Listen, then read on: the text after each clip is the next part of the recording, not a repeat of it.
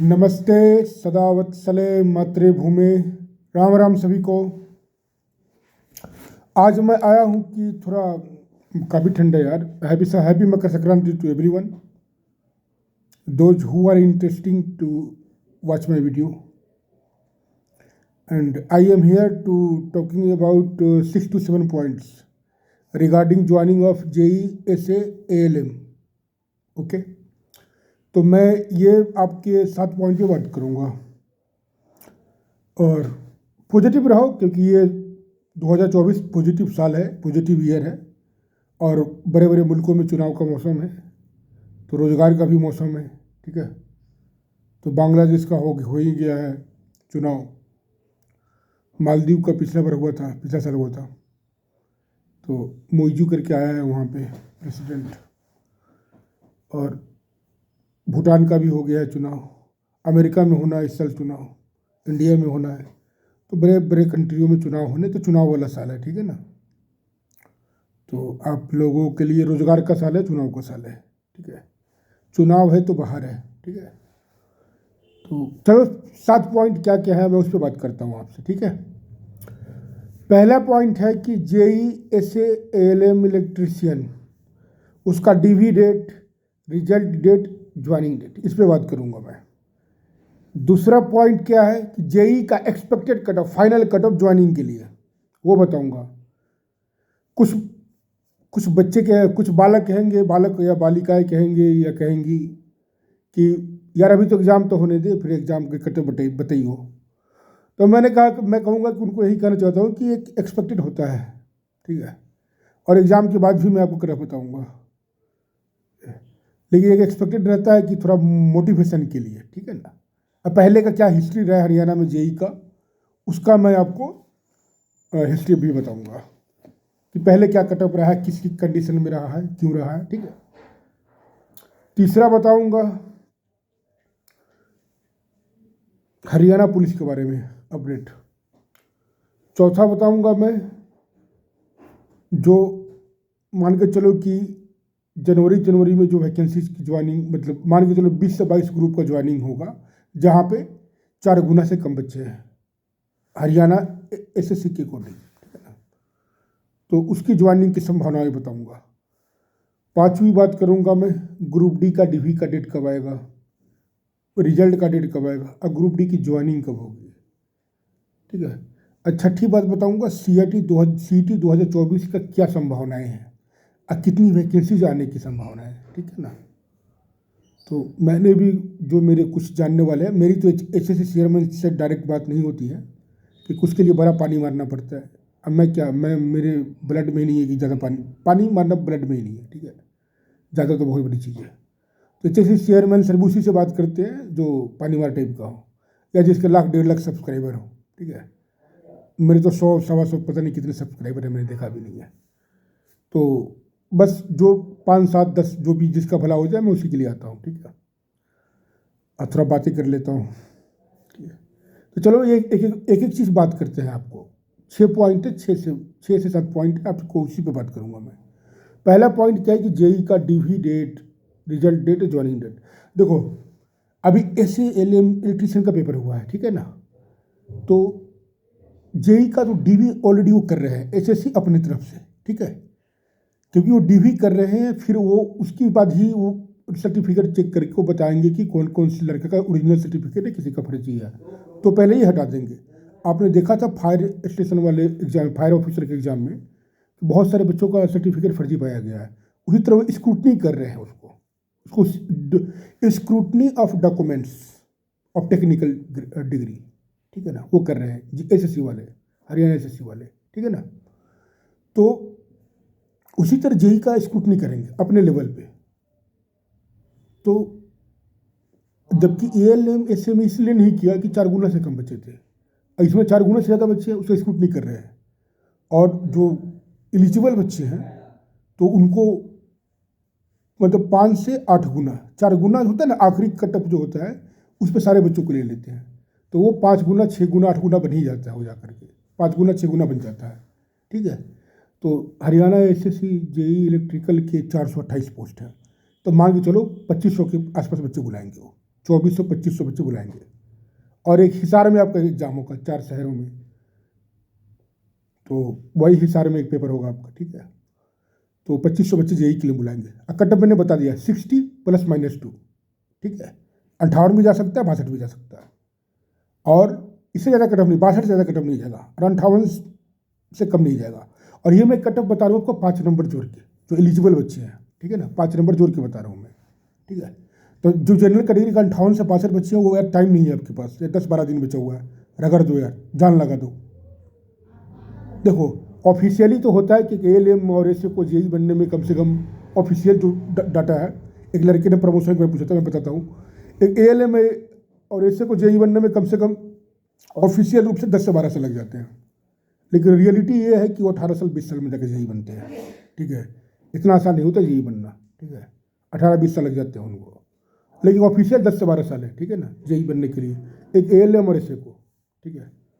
तो ये मैं बता दिया कि कट ऑफ बता दिया, और जेई का अब देखो क्या है कि अब मेन तो डीवी की बात है, रिजल्ट कब आएगा। तो जेई का डीवी का स्क्रूटनी कर लिए और एएलएम का ये कर रहे हैं, तो ये मान के चलो कि आपका 27-28 को जेई का पेपर लेते हैं, तो जाहिर सी बात उसके पहले स्क्रूटनी हो जाएगा। तो ये रिजल्ट आपका मतलब 28 तारीख के बाद 29 जनवरी से लेकर 7 फरवरी के बीच में ये आपका डीवी का रिजल्ट निकाल देंगे, समझे। डीवी क्या, डीवी का स्क्रूटनी कर लेंगे और फाइनल रिजल्ट निकाल देंगे डायरेक्टली, मतलब फरवरी फर्स्ट वीक में आपका रिजल्ट आ जाएगा डीवी का स्क्रूटनी करने के बाद। और जो आपने सर्टिफिकेट अपलोड कराया ना, वही मेन होता है, वो ओरिजिनल है कि फेक है, तो उसी से डीवी हो जाता है। तो फरवरी फर्स्ट वीक तक, 8 फरवरी के पहले, मतलब 29 जनवरी से लेकर 8 फरवरी के बीच में आपका रिजल्ट आ जाएगा, समझे, एएलएम एसए वाले का। और जेई का जो रिजल्ट है वो आपको फरवरी सेकेंड वीक, मतलब 14 फरवरी के पहले पहले जेई का आ जाएगा, रिजल्ट आ जाएगा, ज्वाइनिंग नहीं करा बता रहा हूँ मैं, रिजल्ट आ जाएगा।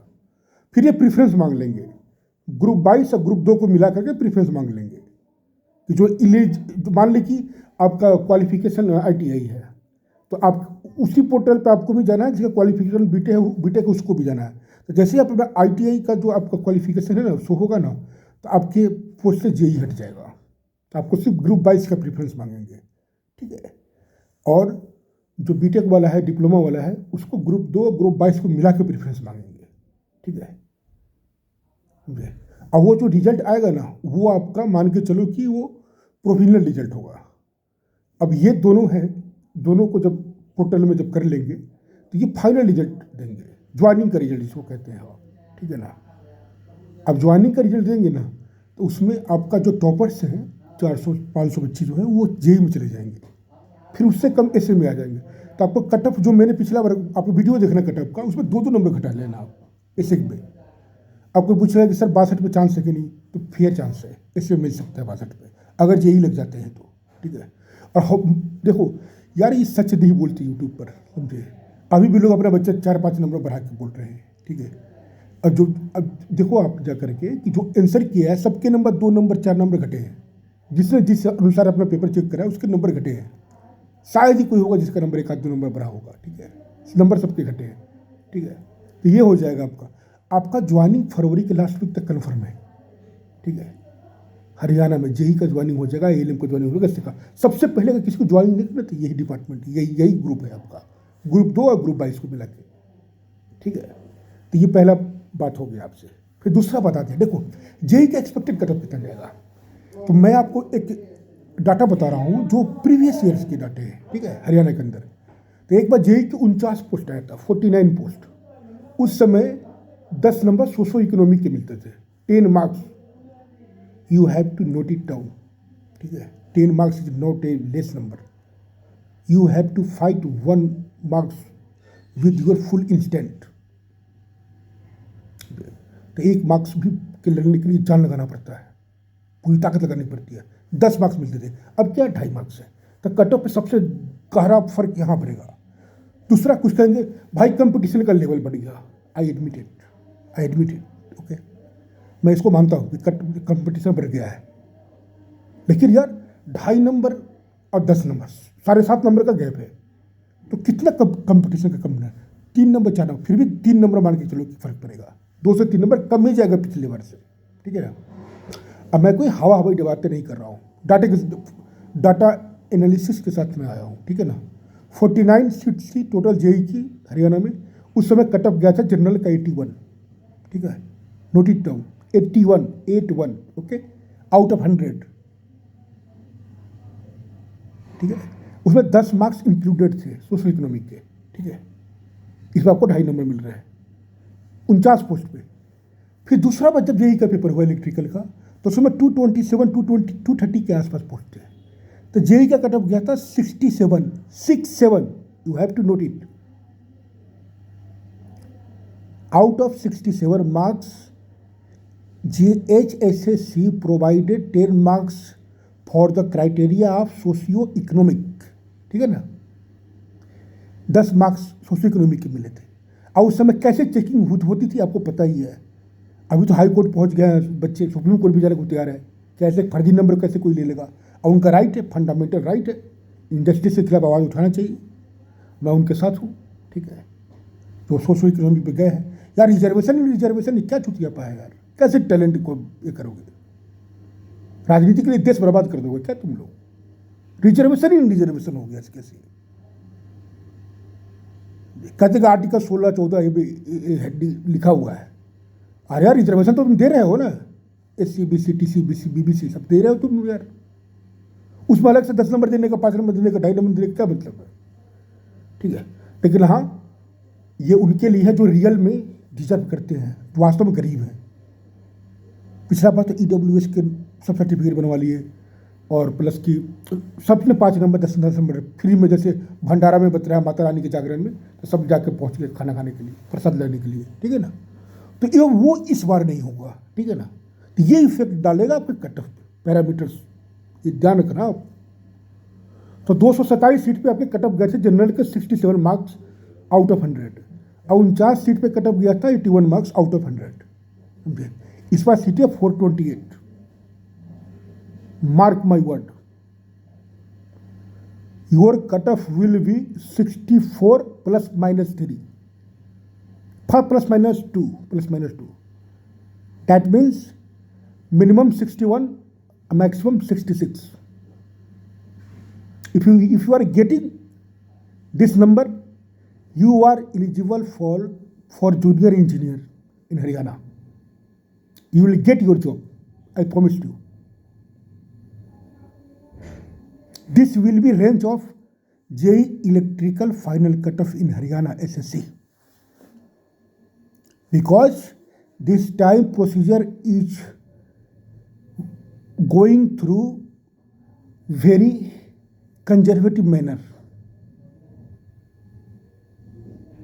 HSC is serious about this, because those who are eligible for 5 marks or 2.5 marks, they will get that number, okay.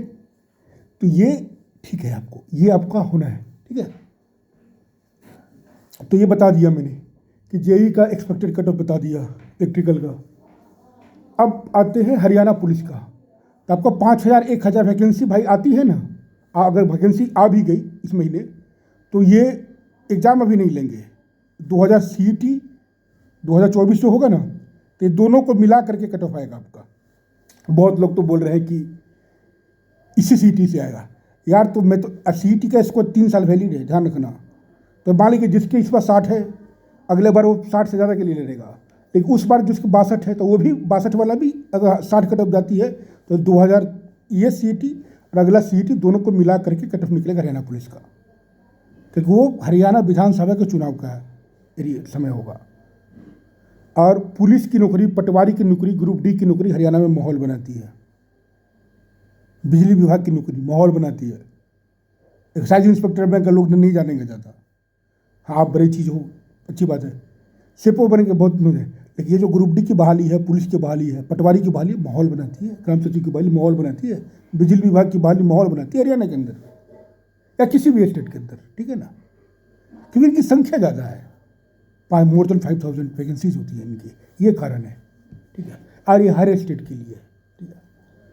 Haryana police वालों, अगर आपकी बहाली भी आती है तो पेपर आपका लोकसभा के चुनाव के बाद होगा, ठीक है ना। और ज्वाइनिंग कराएंगे आपको विधानसभा के आचार संहिता लगने के पहले आपको ज्वाइनिंग कराएंगे। दिखाना पड़ेगा ना कि भाई सरकार रोजगार दे रही है। ठीक है, अब आते हैं कि जो 22 ग्रुप HSSC क्लेम कर है, 22 ग्रुप के आसपास कुछ ग्रुप हैं जो 4 गुना से कम है, उसका रिजल्ट HSSC निकालेगी, आई कन्फर्म निकालेगी। 20,000 पोस्ट है, और ये अगर निकालेगी ना तो ग्रुप डी के कट ऑफ जो आज 72-75 बता रहे हैं, वो कट ऑफ आपका 68 नंबर वाला 67 नंबर वाला जनरल में चला जाएगा, ले लेगा। अब लिख के रख लो, ठीक है। अगर ये 22 ग्रुप जो 20,000 वैकेंसी अगर SSC ने कर दिया, करेगी 200% करेगी। छप्पा संतावन कुल जाके रखेगी। अप्रैल में डेट है तो अप्रैल में ही हो सकता है, कोई कोर्ट में ही ना जाए। ये भी आप लिख के रख लो, फिर अगला डेट मिल जाए, ठीक है। छप्पा संतावन लटका के रखेगी। और ये जो 22 ग्रुप जो बच गए ना छप्पा संतावन के अलावा, कुछ चिलांडू टाइप का लड़का वो कह रहे कि 500-700, अबे ले रहे, तुझे पता ही नहीं है कि टेक्निकल वाले बच्चे भी अच्छा किए हैं इसमें। कम से कम ये जो 22 ग्रुप है 20,000 में से कम 2,500 से 3,000 ऐसे बच्चे हैं जिनका नंबर 73-74 प्लस है, ठीक है ना, 70 प्लस है 70 प्लस है। कम से कम 3,000 बच्चे मिलेंगे 20,000 में जो ग्रुप डी में गए हैं, उनके 30,000 प्लस नंबर है। तो 68-69 वाले का भी जनरल में होगा, ठीक है ना। तो you have to some patience, आपको कुछ पेशेंस मेंटेन करना पड़ेगा। अब कोई नौकरी लगनी लगता है, ठीक है ना। अब आगे चाहते हैं, अब देखो ये 22 ग्रुप का जो 20,000 पोस्ट अगर ये भर देते हैं तो ग्रुप डी का DV करा लेंगे। जनवरी लास्ट से लेकर फरवरी तक DV कराएंगे। 40-50 हज़ार बच्चे बुलाएंगे और ये पूरा मेला की तरह लगेगा, माहौल बनेगा। माहौल तो ऐसे ही बनता है ना चुनाव में, क्या वैकेंसी आ रही है, DV हो रही है, तो बहुत सारे DV होने के बाद भी मिठाई बांट देते हैं। क्या सरकार अब तो नौकरी लगी, नौकरी ना लगी भाई, 50,000 में से नौकरी 15,000 को ही देनी है, 40,000 उसमें भी बाहर होंगे। अब वो 15,000 जेन्युइन डी वाले होने चाहिए, और तभी होगा जब ये 4 गुना से कम वाले 22 ग्रुप है इनका ज्वाइनिंग करा दिया, ठीक है। अरे कराएंगे, यही कराएंगे, प्रोसेस होगा, आप निश्चिंत रहो, ठीक है। ग्रुप डी का रिजल्ट आएगा मार्च के 2nd वीक में, आचार संहिता के 2-3 दिन पहले। ऐसी सरकार को पता है कि आचार संहिता कब लगना है, ठीक है। With all due respect to election commission of India, मेरा अनुमान है, ठीक है। अब 2024 का CET कब होगा? देखो पोर्टल खुलेगा आपका मार्च-अप्रैल तक पोर्टल खुल जाएगा। मैं आचार संहिता के पहले पोर्टल खोल देंगे, और पोर्टल जब खुल जाएगा तो आप फॉर्म अप्लाई कर सकते हो, समझे। तो 1 महीना 2 महीना डेट बढ़ा के 2 महीने खाली, अब मान के चलो ना कि लोकसभा चुनाव के रिजल्ट तक ये डेट बढ़ाएंगे 5 दिन 8 दिन 10 दिन करके, पूरा 2 महीना का फॉर्म ही भराएगा 24 का। और जून में आपका एग्ज़ाम ले लेंगे, जून 2nd या 3rd वीक से आपका एग्ज़ाम शुरू हो जाएगा, ठीक है। इस पर कंपटीशन लेवल भी टफ होगा, ठीक है। और उसके बाद ये हरियाणा पुलिस को शॉर्ट लिस्टिंग का लिस्ट जारी करेंगे, 2024 के बच्चे भी उसमें एलिजिबल होंगे 6,000 में, ठीक है। जहाँ तक मुझे लगता है अगर सिर्फ 22 से कर दे तो ये वाला कर, इस CET से कर दे तो अच्छी बात है, नहीं तो ये दोनों CET मिला करके एलिजिबल रहेंगे बच्चे, समझे। और जो बैच बेच रहे हैं झूठ बोल बोल के, यार लोग पैसे कमाने के लिए कितना दूर बोलते हैं। देखो मैं लाइक सब्सक्राइब की बात भी नहीं करता, क्योंकि मेरे को पैसे नहीं कमाने। मैं चाहता हूँ कि यार मेरे से का 5-10 बच्चों का भी भला हो जाए ना, आई फील सेल्फ सेटिस्फाइड, मेरे को अच्छा लगेगा, ठीक है। तो पैसे कमाने ही नहीं है, पैसे मैं नौकरी करूँगा वहाँ से कमाऊँगा, ठीक है। तो कोई बिजनेस भी करूँगा नौकरी के साथ, क्योंकि आजकल एक जॉब से क्या होना है, कुछ नहीं होना है, ठीक है। तो ये सब 6-7 बातें थी जो मैंने आपसे करी है। और आप पॉजिटिव रहो, आपको जहाँ वोट देना है आपका वैधानिक अधिकार है वो, समझे। आपका लीगल राइट है, जैसे प्रॉपर्टी की राइट है, लीगल राइट है, 301 आर्टिकल, ठीक है। तो ये भी वोटिंग राइट आपका लीगल है, जिसको वोट देना है दो। लेकिन जो पार्टी देश के खिलाफ बात करे, जिसकी नीतियों से देश को नुकसान हो, आपके आत्मसम्मान को नुकसान हो और आपके धर्म को, कल्चर को नुकसान हो, उस पार्टी का सपोर्ट मत करो आप, समझे। धर्म और कल्चर इंसान के व्यक्तित्व को उभारती है। आप जाओगे UK USA में, बच्चों के सर्टिफिकेट में माँ का नाम होता है, क्योंकि उसके बाप कितने बदल जाते हैं उसको खुद पता नहीं होता है। हमारे यहाँ 7 जन्मों का रिश्ता होता है सनातन धर्म का। सनातन मीन्स इटर्नल, 8,000 9,000 साल 10,000 साल से जब से ये पाषाण क्रांति के बाद लौह क्रांति आई, तब से उस समय से हम लोग सनातन धर्म है हमारा। SC ST OBC EBC BBC general जितने भी कैटेगरी है, ये सब हम सनातनी हैं। पूरा भारतवर्ष सनातनी है, फिलीपींस से लेके कोयम्बटूर तक सब सनातनी है। ठीक, किसी ज़माने में मैं बुद्धिज़्म, सिखिज़्म, जैनिज़्म को सनातन से अलग नहीं मानता। They are the part of the Sanatan Dharma, हिंदुज़्म।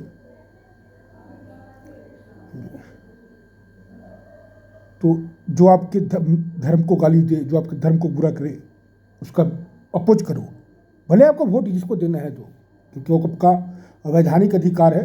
और ऐसा नहीं है कि जो बीजेपी को वोट देते हो देशभक्त है, जो कांग्रेस तो गद्दार है, नहीं। लेकिन आप उन पर प्रेशर डालो कि आपके धर्म को क्यों गाली दिया जा रहा है। ठीक है, वो ये कोई पॉलिसी बनाते हैं जिससे देश को नुकसान हो रहा है, उस पर प्रेशर डालो।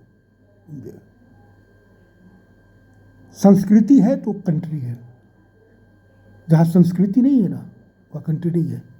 आप देखो जा करके टर्की में, इराक में, सीरिया में यजीदी लोगों के साथ क्या हुआ।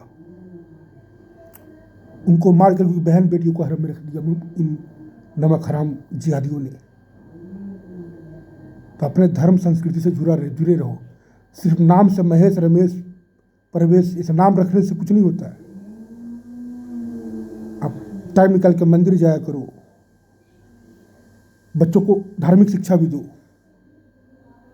और प्राउड है अपने सनातन धर्म पे। जब ये साले नंगे घूम रहे थे, सॉरी टू फॉरवर्ड, जब ये नंगे घूम रहे थे तब हमने वेद लिखे, उपनिषद लिखा हमने, हमारे सनातन धर्म के लोगों ने। महर्षि वाल्मीकि ने रामायण लिखा, जो खुद दलित समाज से आते थे। आज सब उनकी पूजा करते हैं। उस समय जाति व्यवस्था कर्म पे थी, बाद में वो जन्म पे हो गई। ये बाकी के लोग जो मिशनरी हैं, जिहादी हैं, ये सब आपको धर्म के नाम पे, जातियों के नाम पे जो हम आपस में लड़ते हैं, उसका फायदा उठाते हैं। यूनिवर्सिटी में जाओ, JNU में जाओ, कुछ भी होता है दलितों को, ट्राइबल को आगे कर देते हैं, गाली देते हैं हिंदुओं को, पूरे हिंदू समाज को गाली देते हैं। जबकि दलित और ट्राइबल हमारे पार्ट है, हमारे भाई हैं, और हमारे बराबर के भाई हैं। हमसे छोटे नहीं है, बराबर के हैं। और उनका भी उतना ही इज्जत है जितना कि ब्राह्मण का, क्षत्रिय का, राजपूत का, जाट का है। दलितों की भी उतना ही इज्जत है। ठीक है, लेकिन ये इस्लामिस्ट मिशनरी इनका मिसयूज करते हैं यूनिवर्सिटी के अंदर, इनके दिमाग में गंदगी भरते हैं। और ये इमोशनल होके उनका भी गलती जाने अनजाने में साथ भी देते हैं कुछ लोग। सबकी बातें कर, कुछ लोग साथ उनके चले जाते हैं। फिर ये हिंदुस्तान में टुकड़े होंगे, हिंसा हिंसा के नारे लगाते हैं इनसे बैठ करके। तो देश को मजबूत करो, संस्कृति से जुड़े रहो, समझे। सनातन धर्म हमारी ही संस्कृति है, धर्म है, संस्कृति दोनों है। ठीक है, और धर्म बचा है तो देश बचेगा। ठीक है, आपस में जातियों के नाम पे मत लड़ो। कोई बड़ा नहीं है, कोई छोटा नहीं है। छत्रपति शिवाजी महाराज पूरे हिंदुस्तानियों के हैं। महाराजा छत्रसाल, महाराजा सूरजमल सारे हिंदुस्तानियों के हैं, किसी एक जाति के नहीं हो सकते। उन्होंने अगर औरंगजेब के खिलाफ लड़ा, मुगलों के खिलाफ लड़ा, गुरुओं ने हमारे किसके लिए लड़ा? सच की रक्षा के लिए, सनातन की रक्षा के लिए। सिख पंथ आया, हिंदुओं के घर से एक बड़ा बेटा गया। आज हमें बहुत दुख होता है तो कुछ लोग अपना गुरुओं को, शिक्षा को भूल करके, अमृतपाल सिंह टाइप के लोग, भिंडर वाला हरामी टाइप के लोग, नमक हराम टाइप के लोग, समझे। उसके पंजाब में देखो ना, गानों में क्या है, कितना गंद मचा हुआ है गानों के अंदर, कितना जातिवाद भरा हुआ है उस गाने के अंदर।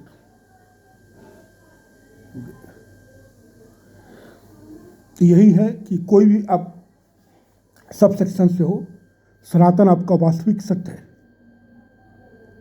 हमारे यहाँ जो गुरुद्वारा है पटना साहिब, वहाँ हिंदू भी जाते हैं, सिख से ज़्यादा हिंदू जाते हैं वहाँ पे पूजा करने के लिए।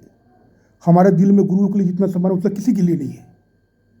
लेकिन ये जो कुछ नमक हराम है, ये पूरे सिखिज्म को खराब कर रहे हैं, समझिए। नशा, ड्रग ये सब ले लेके, समझिए।